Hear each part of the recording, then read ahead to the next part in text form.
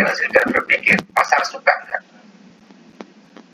Bukan otaknya kita ya sebagai penilai. Mungkin kita punya selera yang saya suka model begini, tapi kita bawa itu ke pasar. Pasar suka kan? Ya, jadi itu jawaban. Ini pasti di bawah pokok 8 karena pasar nggak suka yang model begini. Bukan formulannya berbicara, kita bicara pasar. Ya, seperti itu. Nah, kalau ekstrim, ya ekstrim dengan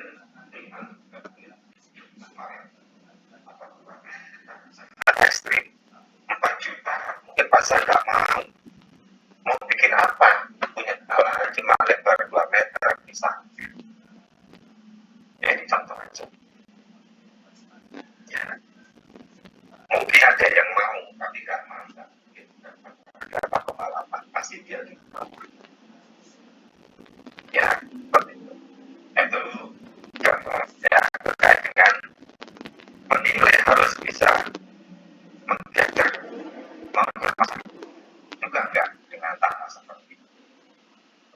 Ya, kasih pertanyaan pasti harganya lebih harganya kita aja kesimpulan karena pasar nggak suka.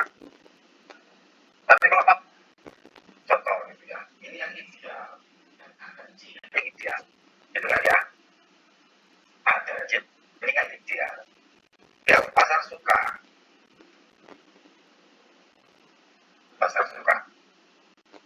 nah ini nilainya jadi 5 juta ini contoh ya, seperti itu bisa ikuti gambarnya ya.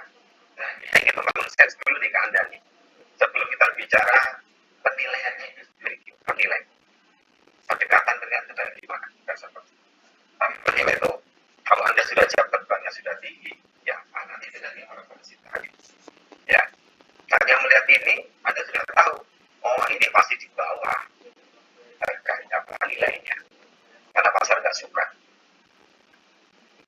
ya, seperti itu. Oke ya, bisa mengikuti gambarannya.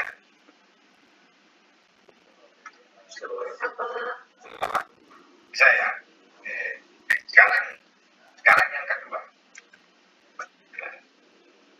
Ini ada 3 bidang. Yang pertama yang biru ini luasnya 3.000 sampai 3.000, yang satu ini 2.050. Yang biru ini dia punya KDP 50% KLB 5, yang oranye ini KDP 50% KLB 8, yang hitam ini KDP 5% KLB-nya 5 di Jalan Sungai. Saat ini nilai pasar kita pasar berarti kita pernah bersegi. Kira-kira kalau kita dapat tugas menilai bidang 1, 2, dan 3 ya kira-kira nilainya berapa?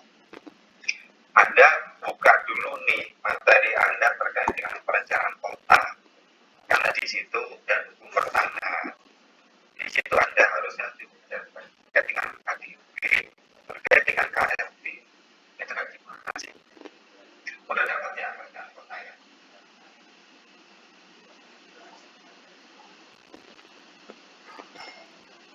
Coba ya, oke masih ingat ya KDP itu apa?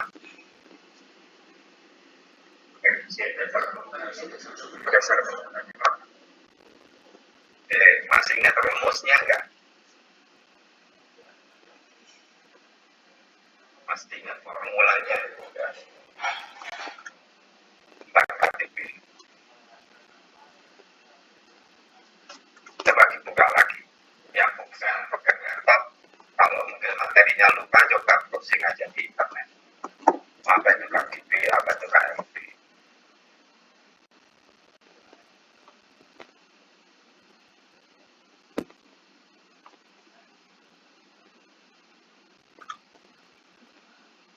Ada yang bisa bantu? KDP itu rumus yang gimana formulanya? Rumus KDP itu Pak luas lantai dasar luas lahan dikali 100% Pak. Apa itu maksudnya? Dengan KDP 50% untuk di sini itu apa maksudnya?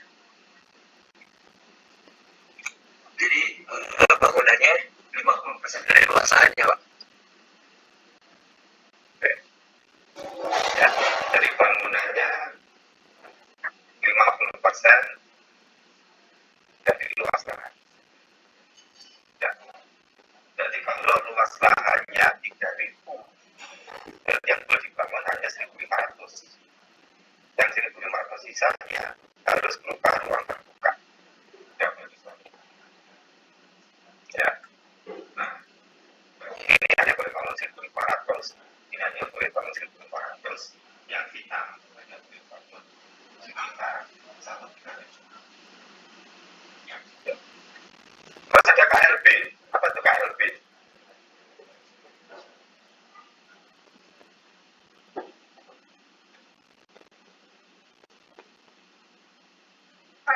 Coba dicari. Itu rumusnya gimana? Maksudnya apa? Rumusnya itu total lantai dibagi sama luas lahannya. Jadi seberapa, kalau nggak salah itu seberapa boleh kita membangun tingkatan bangunannya gitu, Pak. Ya. Nah, masih bahas Mutiara ya. Jadi kalau ada KLB 5, berarti di lahan ini boleh dibangun bangunan dengan luas maksimal 5 kali dari luas lahannya. Kalau luas tanahnya hanya 3.000, tadi di sini boleh dibangun sekitar 15.000 meter persegi bangunan, tapi bangunannya hanya atas KDP maksimal 50%. Berarti kalau 50% berarti kebayang ya, yang boleh dibangun hanya 1.500, ini bangunan maksimalnya 15.000. Berarti akan jadi berapa lantai? Masih berapa lantai? Lantai ya. Ya, yang bisa bangun 15.000 meter persegi. Nah, yang di sebelahnya sama 3.000 nih. Tapi dia KLB-nya 8. Berarti dia boleh dibangun berapa nih? Berarti 3.000 kali 8. Berapa itu? 24.000 meter persegi. Dia dibangun bisa lebih banyak. Yang di sini ini yang dia hanya boleh dibangun 375 kali 5. Dan 250 kali 5. Sekitar 13. Ya, 13 ya. Sekitar 13.500.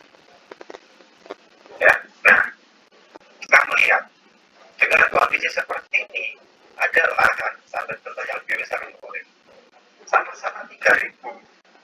Tapi pasar suka yang mana?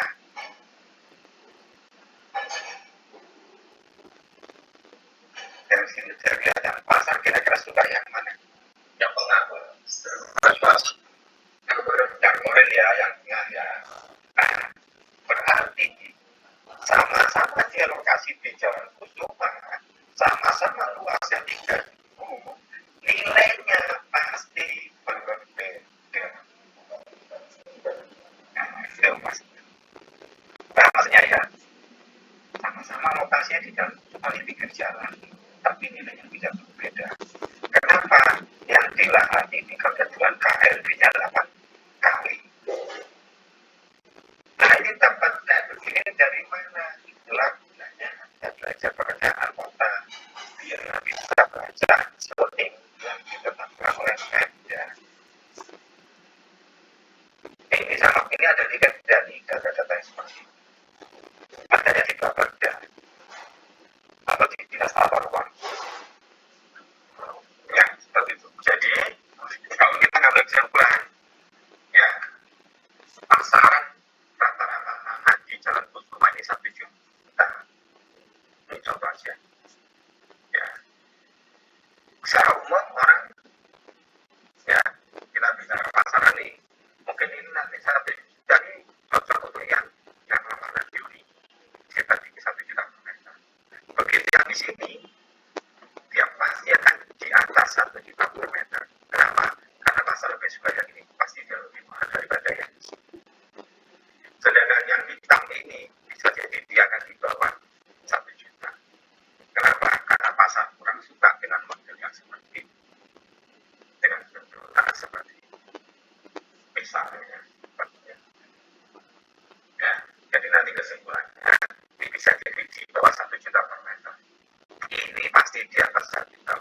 asal lebih supaya ya nilainya pasti lebih tinggi dari 1 juta per meter. Ya, nah itulah ya hanya tangan ya tidak secara individual kita bisa diubahkan ini semua ini bisa jadi 1 juta, ini bisa jadi lebih dari 1 juta, ini mungkin kurang dari 1 juta. Ketemu nih ya individu masing-masing bidang ini nilainya masih akan berbeda-beda biarpun dia sama-sama cuma secara individu satu-satu. Tapi kalau bicara secara massal, ada udah dapat penilaian massal ya? Udah belum atau semester ini satu. Ya, kalau bicara penilaian massal, kita anggap ini kurang lebih sama di pinggir jalan Sumatera. Kalau masalahnya 1 juta, dianggap ini nilainya sama-sama 1 juta. Itu kalau konsep penilaian massal, nilainya 1 juta semua nih. Karena penilaian massal itu ya melakukan penilaian atas kumpulan bidang tanah yang cukup banyak dalam waktu yang singkat. Ya, mungkin dari kalau rata-ratanya 1 juta jadi semua. Kalau bicara penilaian massal, tapi kalau bicara penilaian individual satu ini dengan yang boleh pasti berbeda nilainya. Biarpun sama-sama berbeda tingkat ini. Kenapa ya? Dia punya kelebihan yang boleh dibandingkan dengan yang dia punya KLP tetapkan. Ya, tapi nah itu gambarannya ya terkait dengan kenapa ya Anda dibekali kota yang paham ini semua. Dia tahu KDP itu apa, KLP itu apa. Nanti ada lagi yang namanya garis sempadan bangunan dan sebagainya. Ya, contoh lagi kalau saya balik ke sini. Ya, makanya ada belajarnya kota-kota. Salah satunya ketika kita mungkin analisis size and base use. Size and base use itu yang pertama kita legally permissible kan itu ya. Ya, legally permissible. Berarti secara peraturan tata kota dilakukan. Contoh misalnya di daerah sini daerah Sudirman ada sempadan bangunan misalnya nih sepanjang misalnya di 5 meter. Nah, itu 5 meter. Ini dari sini masuk ke dalam tingkat 5 meter. Anda bisa bayangkan kalau di sini dikasih aturan bahwa Anda boleh bangun kalau kurang dari 5 meter dari pinggir dari sempadan. Berarti dia akan di sini 5 meter 5 meter. Kalau saya kasih gambar mungkin gambar ringkasnya.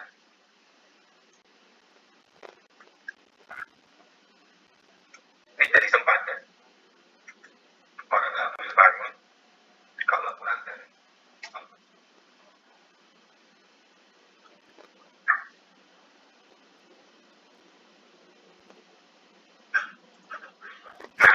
kalau ada lahan di betul ya.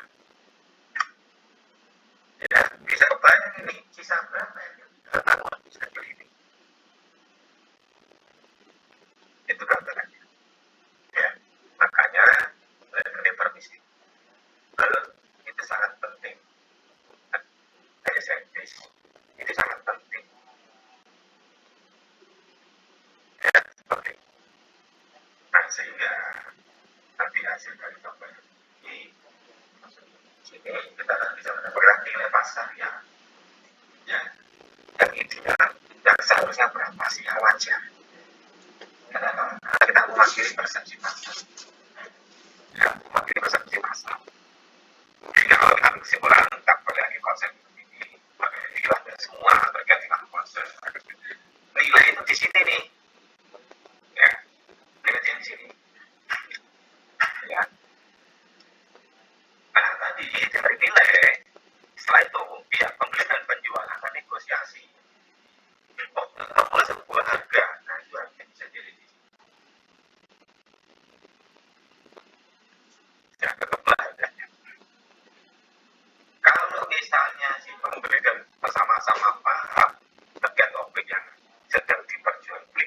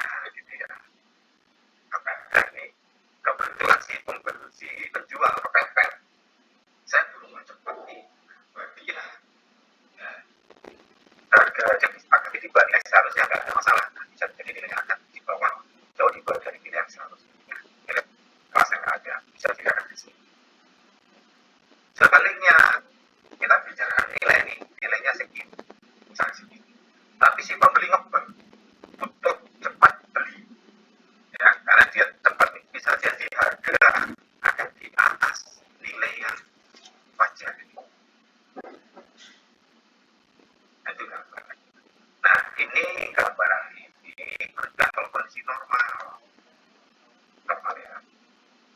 Ya kan? Begitu nggak normal, contoh tadi ya hari ini ya hari COVID ya, sangat COVID. Developer itu jual rumah bisa jadi ini yang akan evaluasi.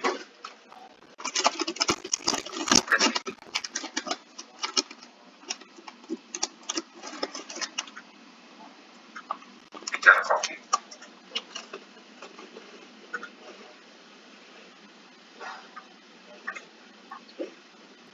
paham gambarnya ya? Ya, karena sekarang kondisi lagi apa bisa jadi kondisinya kata itu. Saya jual aja sesuai yang saya sudah keluarkan. Karena COVID ini daripada nggak laku, si produser dia nggak akan oleh developer dia nggak akan berpikir ke sini, apalagi berpikir ke sini. Kalau COVID bisa jadi sekarang begitu, bisa jadi kalau si pengembang lebih kekeh lagi dia akan begini.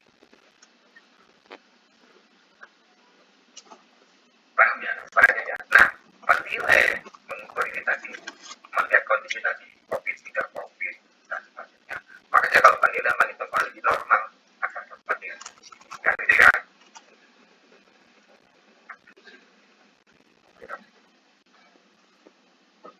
Paham ya gambaran teman-teman ya? Jadi saya akan membangun sense ada dulu nih terkait dengan gimana seorang penilai harus bisa mengcapture apa yang menjadi preferensi pasar. Makanya ada gambar pelajaran mata kuliah ekonomi makro dan mikro yang bisa baca kondisi pasar, dapat analisis pasar, yang bisa belajar apa menjadi preferensi pasar dan sebagainya. Ya, itu semua sangat mendukung teori-teori tadi untuk mendukung kehadiran sebagai seorang penilai. Ya, oke, sampai di sini nanti mau tanyakan dulu nih sebelum kita masuk ke penjelasan tanah itu sendiri seperti apa. Silakan.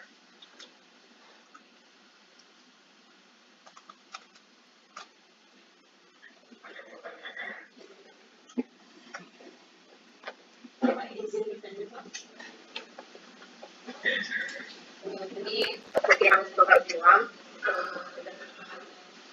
suatu kebutuhan itu juga diperlukan dari suatu pasar terhadap saya, apakah yang kita lihat itu pasar sangat sehat atau pasar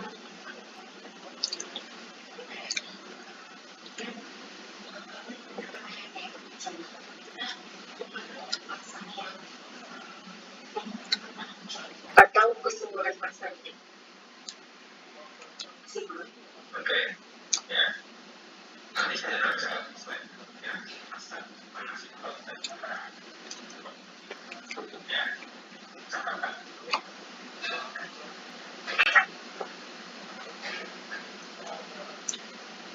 Ada yang terkait belum terkait.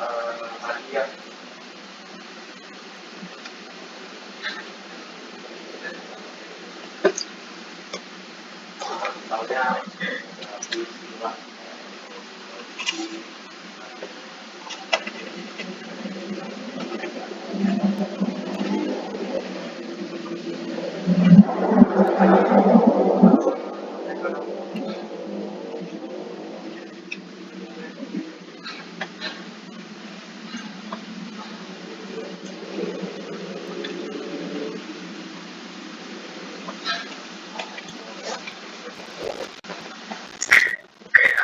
Jadi kita bicara pasar.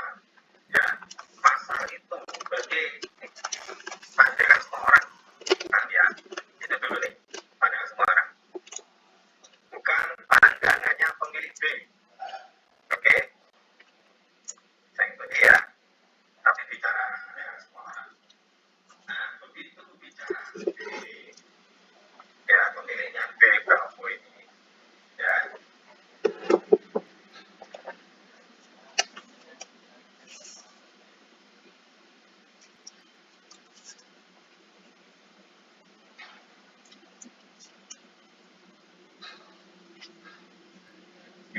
Nah, itu tadi yang saya balik lagi dari sini.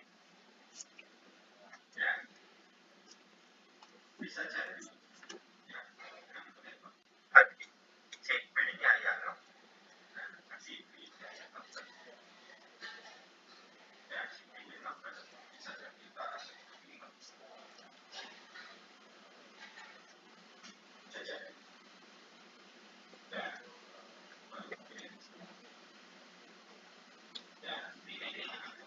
ya, cara nilai ya. Tapi karena si B dia berarti dirinya sampai di sini. Ya, jadi kalau gambar adalah nanti bisa nanti contoh nanti bisa jadi sampai ini. Cara nilai. Ya, tapi kalau pasar ya, pasar pasar dan pasar mau beli mau itu dia pasti akan negosiasi lagi bisa dia akan begini kata pasar. Jadi ya, ini contohnya. Ya, nah makanya pada saat si B bisa ya si B mau beli lahan ini, si B pasti panggil penilai publik. Dia pengen tahu ini pasar berapa, pasar ya anggaplah misalnya tadi yang dipanggil Mas Yusafat ya penilainya Mas Yusafat bilang nilainya 3,5 juta Pak secara pasar. Nah, B akan datang kepada pemiliknya si B, Pak B, saya mau beli lahan 3,5, ganti ya 3,5 juta. Pak D bilang oh nggak mau. Kenapa nggak mau? Karena saya tahu kiri kanan saya 5 juta, kata Pak D.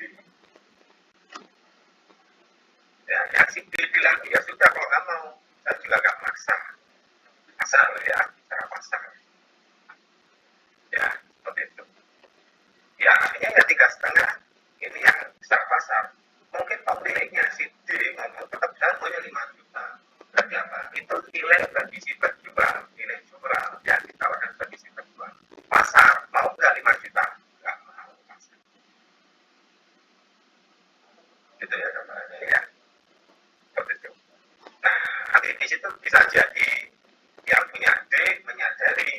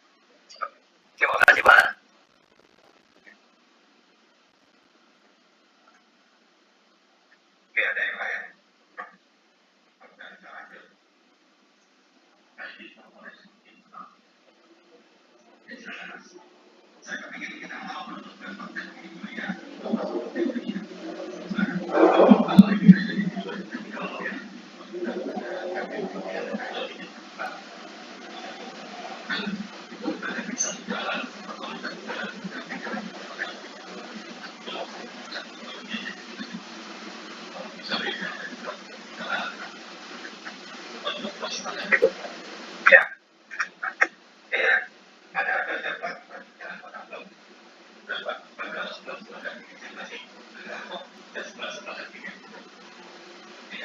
Berbeda dengan ini terjadi di lahan yang besar, bukan di kawasan perumahan dan kecil-kecil. Kawasan perumahan satu zoning sama ini bicara di sebuah kawasan yang besar.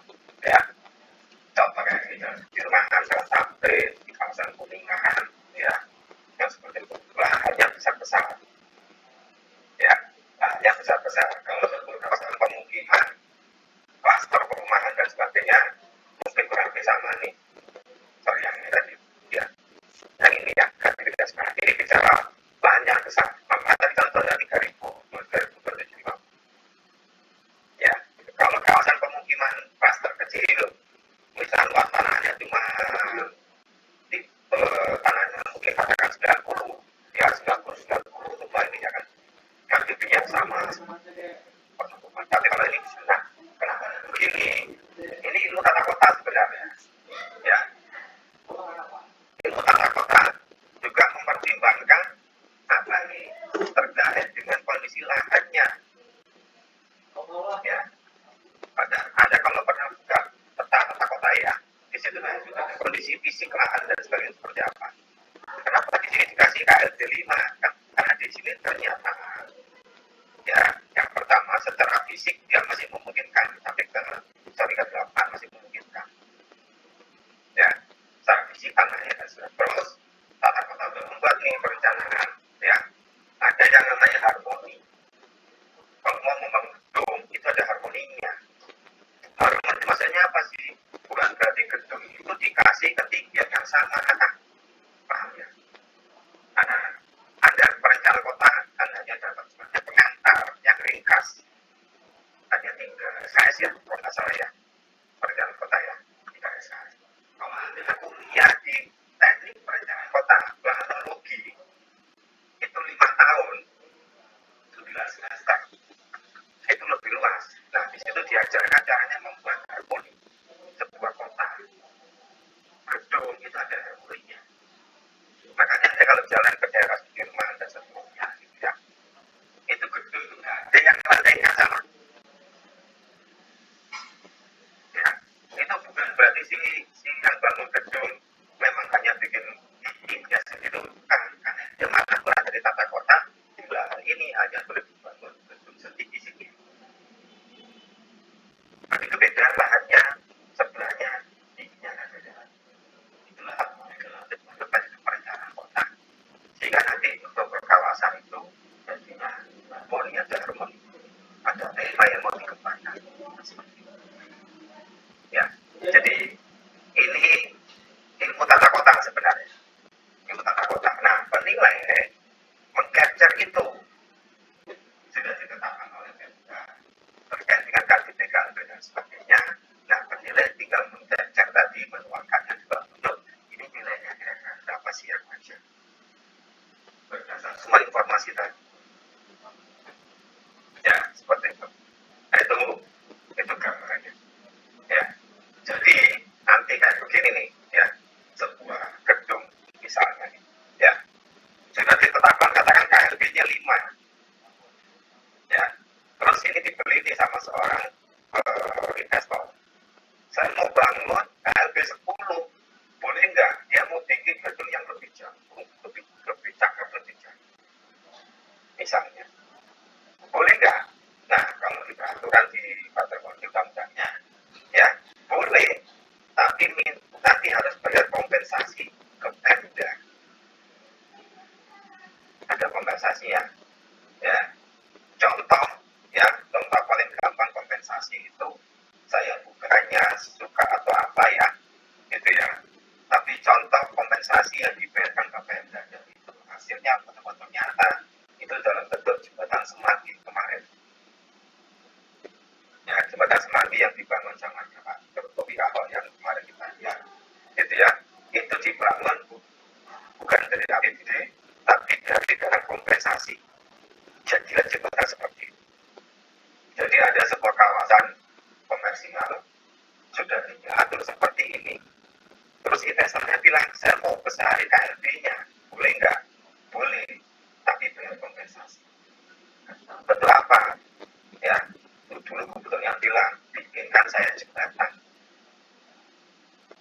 Ya, jadilah jembatan Semanggi yang baru sekarang. Berapa ratus miliar kompensasinya. Karena bagi investor, begitu saya bisa bangun ini lebih tinggi, lebih luas bisnisnya dan sebagainya, saya dapat keuntungan lebih besar. Nah, gitu kan? Nah, keuntungan tadi kompensasi. Gitu. Pemerintah kasih izin, tapi harus ada kompensasi. Ya, gitu. Nah, disinilah peran ahli planologi untuk membangun ini jadi harmoni. Boleh dikasih izin lebih, tapi tetap dalam suasana harmoni yang nanti akan membuat kotanya jadi lebih rapi, lebih cantik, bukan sembarangan. Kalau sembarangan, nanti nggak karuan bentuk gedungnya. Jadinya kotanya nggak bagus. Dan itu ada ilmunya. Itu yang buat tulisan dari planologi. Nah, Anda di sini satu perencanaan kota, ya meringkas itu nih, memahami itu secara umum. Kalau ada ketentuan KTP, KTP dan sebagainya. Ya seperti itu. Itu mau gitu ya Mas Safid ya, ininya ya. Baik, bagaimana kita tadi Pak Meri mengenal saya, kalau beda-beda. Ya, itu aja sih. Ya. Ada yang lain? Saya mau tanya.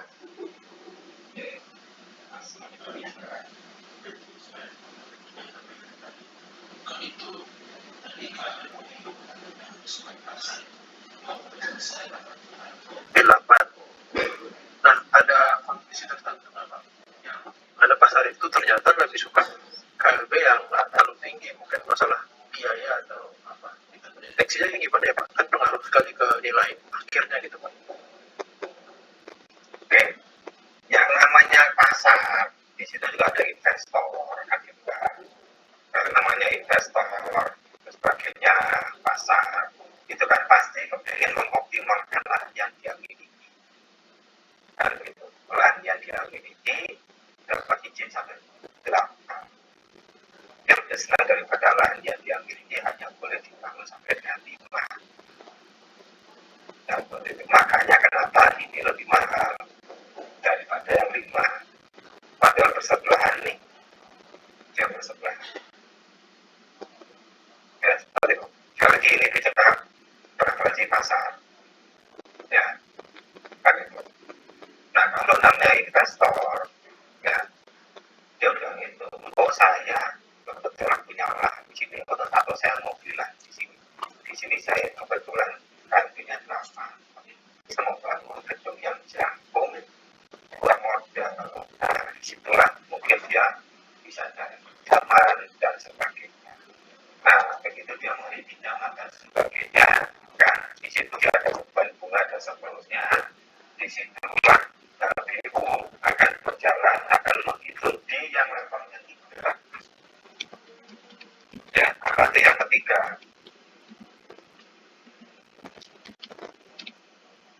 Ya, dia secara finansial memenuhi. Ya, begitu dia mau bikin gedung yang tinggi dan seterusnya, secara finansial beban bunga, beban dan sebagainya, dibandingkan dengan penerimaan atau nanti hasilnya. Ini itu masih visible bagi pemerintah. Ya, seperti itu. Jadi itu gambarnya Mas dari dia bahwa secara umum orang itu pasti kepingin mengoptimalkan lahan yang ada. Ya, investor, masyarakat umum, dan tidak pasar ya, umum. Mungkin saya kasih gambar sedikit berbeda begini, ya. Tapi nanti saja. Lebih cocok nanti lah. Ya, di slide saya berbeda nanti. Di Indonesia bisa jadi ada sebuah wilayah yang tidak ada begininya. Karena berarti kan wilayah pemukiman biasa. Nah, itu kita lagi. Ya, berarti ini contoh buat yang selanggar. Anda kalau paling gampang main ke dasar ya di standar kita tuh ya. Gak usah jauh-jauh sampai ke Sudirman. Anda kalau coba main aja ke kawasan Alam Sutra, ya. Alam Sutra itu ada begini dia nih. Si pengembangnya dengan Pemda sudah sepakat bikin banyak seperti ini. Makanya kalau Anda main ke Alam Sutra, lahan-lahan di sana, di kanan kiri gedung dan sebagainya, ada ruko, ada gedung, apartemen dan sebagainya, ada jangkung, ada sebagainya. Karena melihat ini, ya.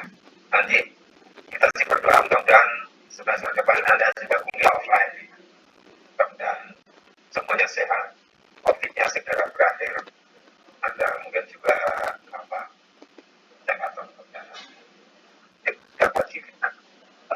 kita semua berdoa untuk dan insya Allah nanti semester depan kita sudah mulai melihat tatap muka lagi.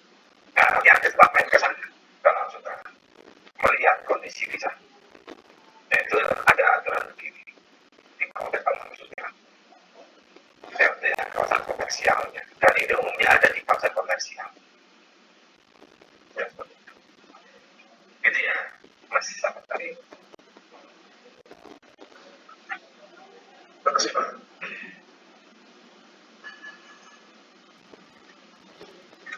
Oke, saya lanjut dulu ya. Nanti biar atas. Tapi saya sengaja saya kasih ini untuk membangun saya sebagai seorang calon penilai, ya, membangun sense dulu. Oke, sekarang masuk ke tahmin. Nanti sebagian nanti Anda bisa baca, ya, di deskripsi apa itu tanah atau apa, sebuah data, model kepemilikan dengan description, ada title and record data dan informasi yang berkaitan dengan karakteristik atau fisik. Ya. Jadi kalau kita bicara tanah itu apa sih kalau kita mendeskripsikan? Nah, ini mau dalam beberapa penilaian, apa residensial, dia mendeskripsikan tanahnya berarti apa? Menjelaskan terkait dengan status legalnya.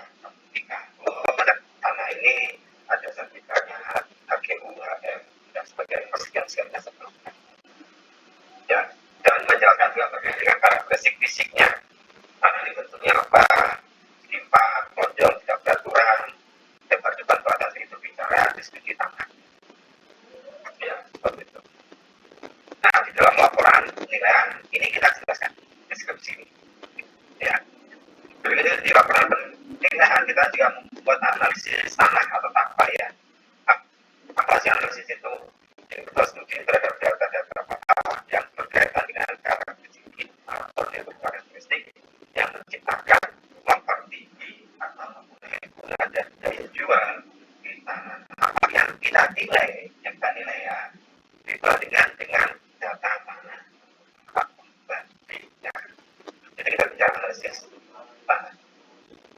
Ya, jadi kita melihat kondisi lingkungan sekitar dan seterusnya. Tanah yang dinilai kita seperti apa, dibandingkan dengan kondisi sekitar dan seperti apa. Itu tergambar di dalam analisis. Oke, itu bicara. Nah, bicara deskripsi tadi dan terkait dengan legal, ya, ada juga dengan deskripsi secara fisiknya.